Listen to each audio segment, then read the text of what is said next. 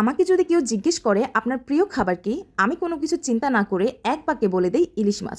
কারণ বাঙালি ইলিশ মাছের নাম শুনলে দুনিয়ার অন্য সব মাছ মাংসের কথা নিমেষেই ভুলে যায়। আর এখন তো বাজারে ইলিশ মাছের যা দাম, তা মাংসের চেয়েও বহুগুণে বেশি। কে জানে, হয়তো দাম বেশি বলেই আজকাল ইলিশের স্বাদটা একটু বেশি লাগে। এই যেমন আজকে বাজার থেকে কিনে আনলাম 2টা ইলিশ মাছ। দাম কত নিল জানেন? পাক্কা 6,000 টাকা। মানে একটা ইলিশ মাছের দাম নিয়েছে 3,000 টাকা করে।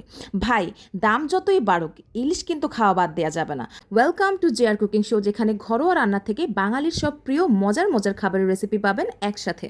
আজকে বানিয়েছিলাম ইলিশ মাছ ভাজা। প্রথমে ইলিশ মাছের টুকরোগুলোকে পরিমাণ মতো হলুদ আর গুঁড়ামরিচ দিয়ে ভালো করে মেখে নিলাম। এরপর একটা প্যানে একদম খাঁটি সরিষার তেল গরম করে সেই তেলে মাছগুলো বেশ কড়া করে ভেজে নিলাম।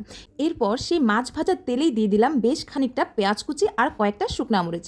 সরিষার তেলে পেঁয়াজ আর মরিচটা লালচে করে ভেজে নিলাম। এরপর ধোঁয়া ওঠা গরম ভাতের সাথে ইলিশ ভাজা, পেঁয়াজ মরিচ আর মজার সব ভর্তা একসাথে মেখে যখন মুখে দিলাম, আহা, কি যে মজা লাগছিল আপনাদেরকে বলে বোঝাতে পারবো না। মনে হচ্ছিল যেন অমৃত খাচ্ছি। আজকের এই লোভনীয় ভিডিওটা এখানেই শেষ করছি। ভিডিওটা ভালো লাগলে লাইক ও শেয়ার করে পাশেই থাকবেন। দেখা হবে নতুন কোনো ভিডিওতে। ধন্যবাদ সবাইকে।